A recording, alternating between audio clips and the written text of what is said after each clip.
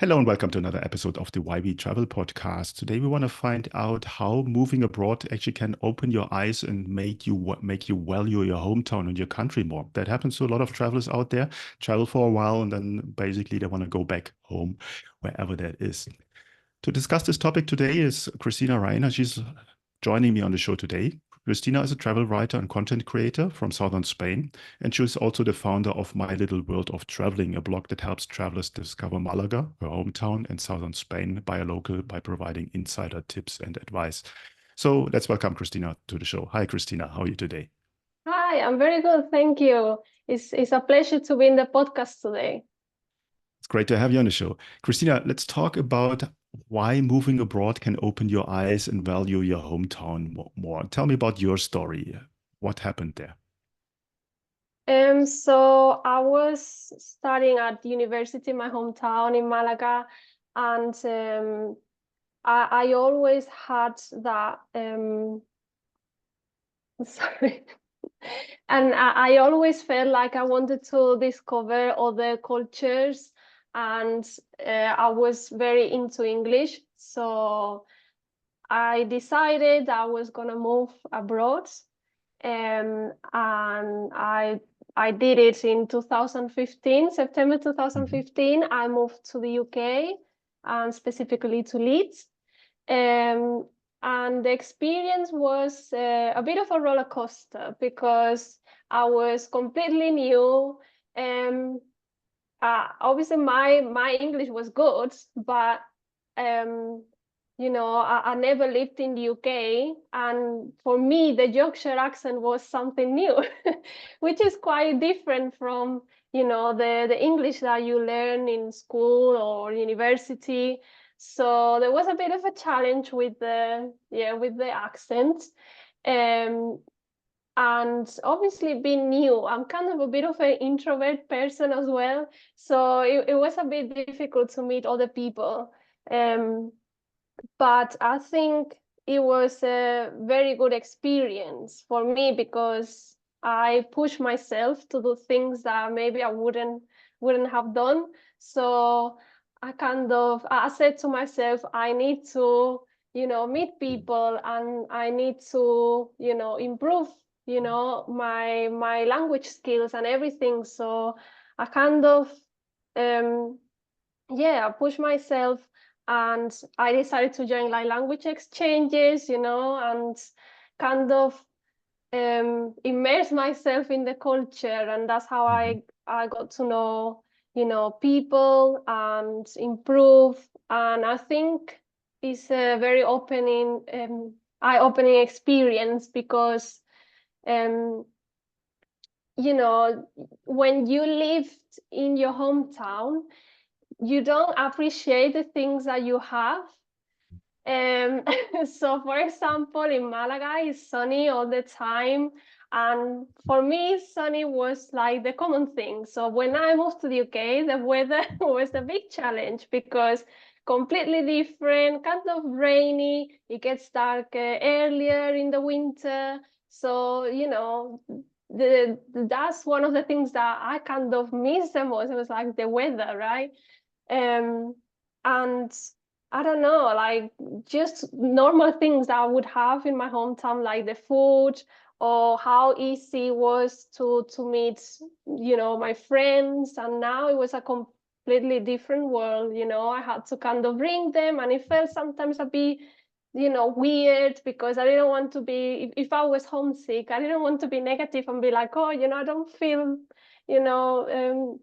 Happy today because I miss home. And some people don't get it, and the thing that kind of helped me a bit was to meet some people from Spain Mhm. um, in these language exchanges, because I felt expats can understand how you feel, right? So that they were feeling very grateful for being in the UK, and studying at university and all of these things like me. But then you also miss certain things. um, so I think it makes you appreciate how things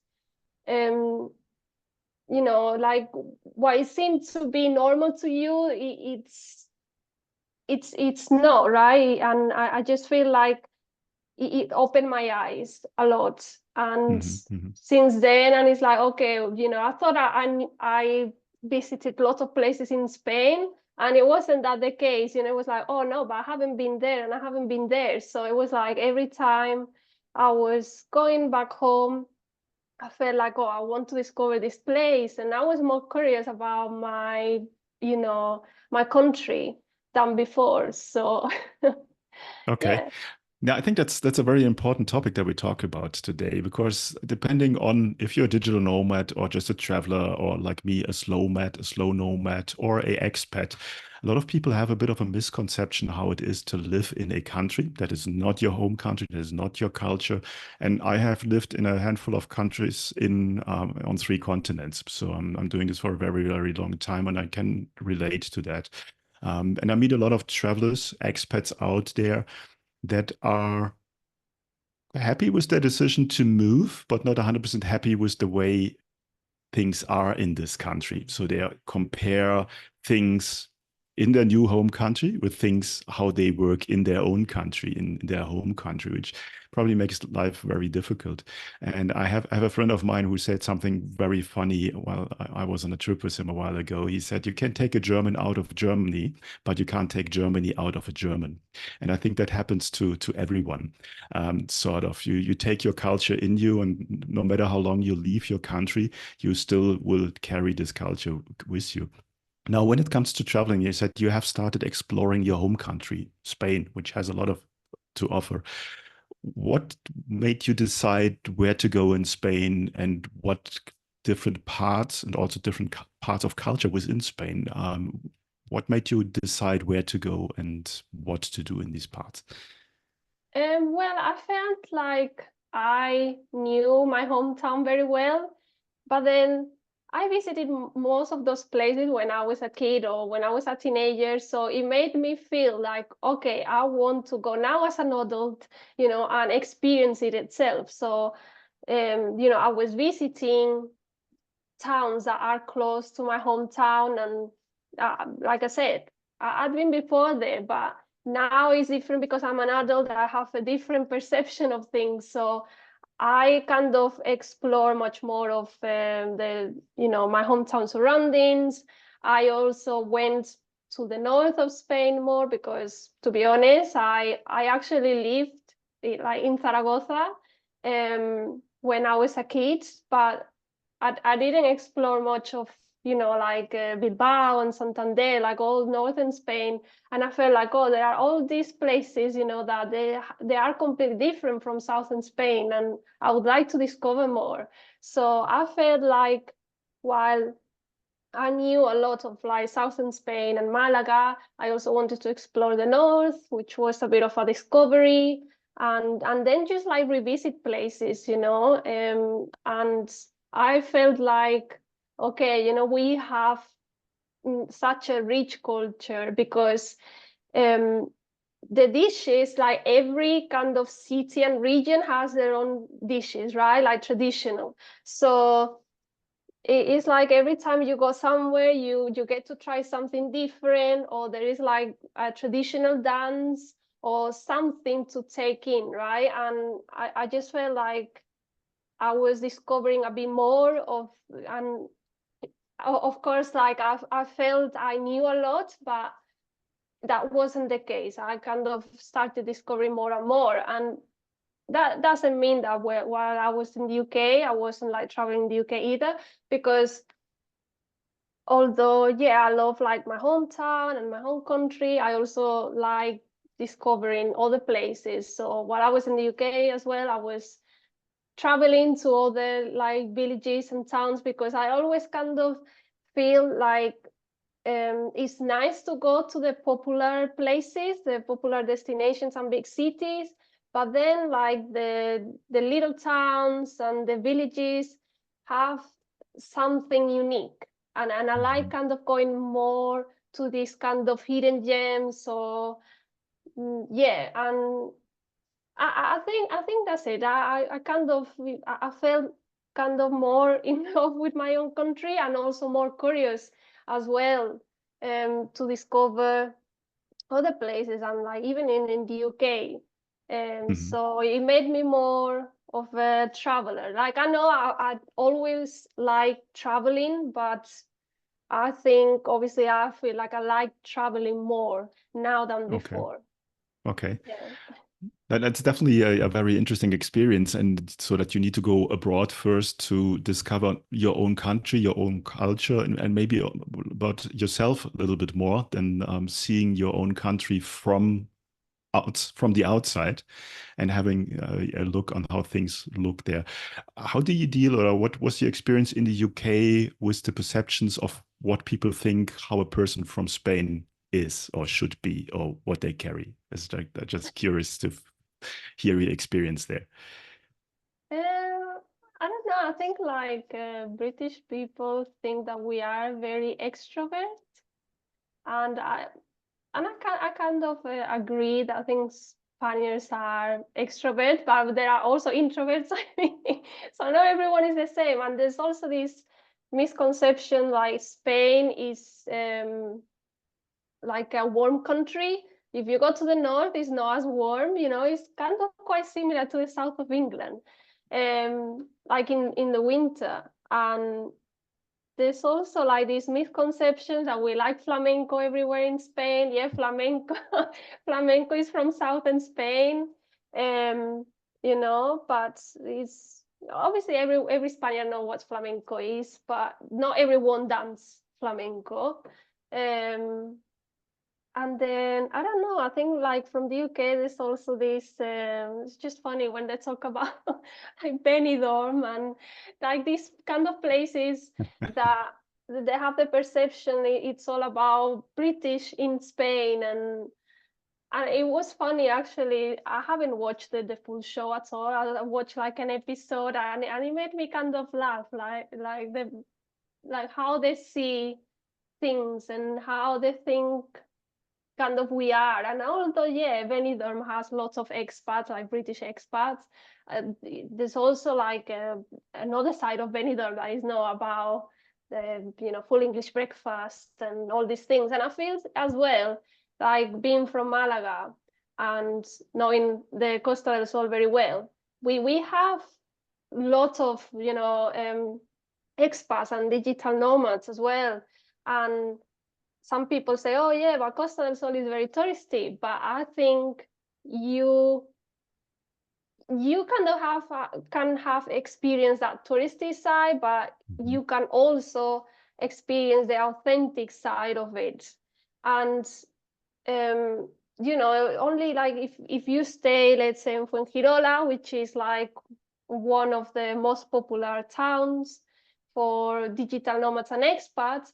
Well, if you Mhm. travel from Fuengirola to, let's say, um, another town like Alorín de la Torre, which is like not on the coast, you'll have a Mhm. totally different experience, So kind of if you look for beyond these main coastal cities, you can have an authentic experience. Also, even in those touristy places, you can have an authentic experience if you go off season, right? Because on the peak season, everyone is there, like it's crazy. But if you go in the winter, it's still nice weather, but you won't see as many, like, let's say, tourists, right? So I feel like um, you can have different experiences depending on the time of the year, and if you are kind of willing to just go a little bit farther sometimes from those main cities. So yeah. Mhm. Okay. You mentioned before that you met with other Spanish people in the UK, and probably they have become ambassadors of their country as well. Um, have you met other locals, other Spanish people in Malaga, for instance, or in Marbella, that have a similar experience like you? They went abroad and then they came back and were looking at their country in a different light than before? um I think, like, well, the friends that I met from Spain weren't specifically from Malaga. I still keep in touch with them, but not as much, right? So Mhm. I don't know much on how they feel now, but some of them, of these friends, I feel like they kind of realized that England wasn't the place for them, and now they're just kind of certain that they really want to stay in Spain forever. um, I think there are many cases of Spaniards realizing, okay, I thought the UK or another country was much better, but then they kind of realize that the lifestyle is more important for them than maybe getting a better salary, right? Mhm. Mhm. Um, yeah, and I feel like many people, go to the UK because they want to improve their English, they want to have some um, experience working there, and then when you go back to Spain, you have more opportunities because you've been living abroad, you've been improving your English. So I think that's another reason why a lot of people move, just to have that kind of work and language experience, so then they can take it back to Spain and have kind of a better role. So Mhm. Mhm.